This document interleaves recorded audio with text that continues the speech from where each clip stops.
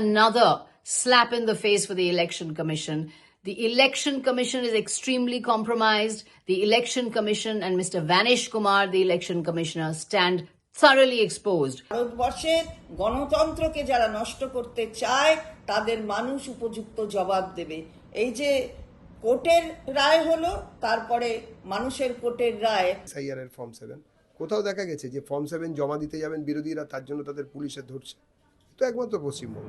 28শে ফেব্রুয়ারি রাজ্যে প্রথম পর্যায়ের চূড়ান্ত ভোটার তালিকা প্রকাশ হওয়ার কথা। তার আগে মঙ্গলবারের সুপ্রিম কোর্টের শুনানি ছিল অত্যন্ত গুরুত্বপূর্ণ। মঙ্গলবারের শুনানিতে বেশ কয়েকটি গুরুত্বপূর্ণ সিদ্ধান্তের কথা জানিয়েছে দেশের শীর্ষ আদালত। শুনানি শেষ হওয়ার পর থেকেই সুপ্রিম নির্দেশে জয় দেখছে তৃণমূল। পাল্টা কটাক্ষ করতে ছাড়ছে না বিজেপিও। দোষারোপ পাল্টা দোষারোপে ক্রমশই তপ্ত হচ্ছে বঙ্গের রাজনৈতিক মহল। সুপ্রিম কোর্ট মঙ্গলবার জানিয়েছে, হাইকোর্টের প্রধান বিচারপতি 3 বছর বা তার বেশি সময়ের অভিজ্ঞতা সম্পন্ন জুডিশিয়াল অফিসারদের নথি যাচাইয়ের কাজে অন্তর্ভুক্ত করতে পারেন। প্রয়োজনে পার্শ্ববর্তী রাজ্য ঝাড়খণ্ড এবং ওড়িশার হাইকোর্টের প্রধান বিচারপতিদের কাছে আবেদন জানিয়ে ওই দুই রাজ্যের জুডিশিয়াল অফিসার নিয়োগ করা যাবে। এমনকি যারা নথি হিসেবে আধার কার্ড, মাধ্যমিকের অ্যাডমিট কার্ড কিংবা মাধ্যমিক পাশের সার্টিফিকেট দিয়েছিলেন, তাদের সেই সব নথিও বিবেচনা করে দেখা হবে। সম্প্রতি বাংলায় এসআইআর নিয়ে বহু দূর গড়িয়েছে জল। খোদ মুখ্যমন্ত্রী শুনানিতে অংশগ্রহণ করতে চেয়ে ছুটে গিয়েছিলেন দেশের শীর্ষ আদালতে।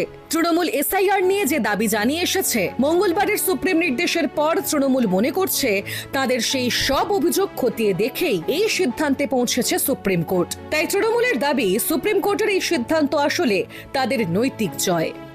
24শে ফেব্রুয়ারি 2026 অর্থাৎ আজকের দিন আবার একটি জয়, আইনের জয়, মামাটি মানুষের সরকারের জয়।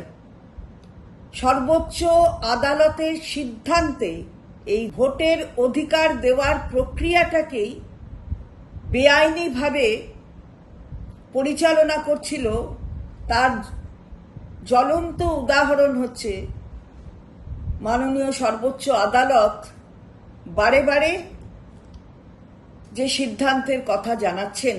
অকর্মণ্যতা ইসিআই এর গোটা বিষয়টা পরিচালনা করতে যে তারা ব্যর্থ, তা আবার প্রমাণ হলো আজকে যে অর্ডার দিয়েছে সর্বোচ্চ আদালত। A big win for Bengal today in the Supreme Court. Another big setback for the extremely compromised Election Commission today in the Supreme Court. The Supreme Court has ensured that the entire SIR process has been taken out of the discretion and overall supervision of the Election Commission of India. The Election Commission of India has lost discretionary powers, lost control over the SIR process being carried out in Bengal. The Election Commission is extremely compromised. The Election Commission and Mr. Vanish Kumar, the Election Commissioner, stand thoroughly exposed before the people. পাল্টা গেরুয়া শিবিরের দাবি সম্পূর্ণ উল্টো। বাংলা ছাড়া SIR নিয়ে এত সমস্যা অন্য কোনো রাজ্যে হয়নি। বিডিও অফিসে আগুন থেকে ফর্ম 7 নিয়ে বিশৃঙ্খলা, এই সবটার জন্যই বাংলার এসআইআর এ এত নাটকীয়তা। দাবি বিজেপি মুখপাত্র দেবদীপ সরকারের। যেখানে 6টা বেঞ্চ থাকার কথা, সেখানে 2টি বেঞ্চ টিম করে চলছে, একটি বেঞ্চ চলছে, তাও অনিয়মিত জজ সাহেবদের না থাকার কারণে। এটাই এখানকার পশ্চিমবঙ্গের অবস্থা। তো সেখানে কি হবে? বিচারপতি অপ্রতুল কেন হলো? প্রথম প্রশ্ন এটা। 11টা রাজ্যে এসআইআর প্রক্রিয়া চলছে বা শেষ হয়ে গেছে। কোথাও হয়েছে নাকি বিডিও অফিসে আগুন? কোথাও ক্ষমতাসীন দলের বিধায়ক অন ক্যামেরা বিডিও অফিসে আগুন দিচ্ছেন এরম দেখা গেছে? কোথাও দেখা গেছে কেউ কাউকে রেড়ে করে মারতে যাচ্ছে? কোথাও দেখা গেছে যে ফর্ম 7 জমা দিতে যাবেন বিরোধীরা, তার জন্য তাদের পুলিশে ধরছে? তো একমাত্র পশ্চিমবঙ্গ, এগিয়ে বাংলা। ডে 1 থেকে, যবে থেকে ডেটা এন্ট্রি অপারেটরের কথা উঠেছিল, সেদিন থেকে বিষয়টাকে গুলিয়ে দেওয়ার চেষ্টা হয়েছে। আজকে তার কুফল রাজ্যবাসীকে পোহাতে হচ্ছে। এবং শুধু তাই নয়, এর ফলে যদি কোনো সাংবিধানিক সংকট তৈরি হয়, তার জন্য পুরোপুরি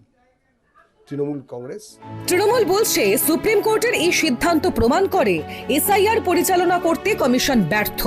বিজেপি বলছে যাবতীয় অশান্তির দায় তৃণমূলের।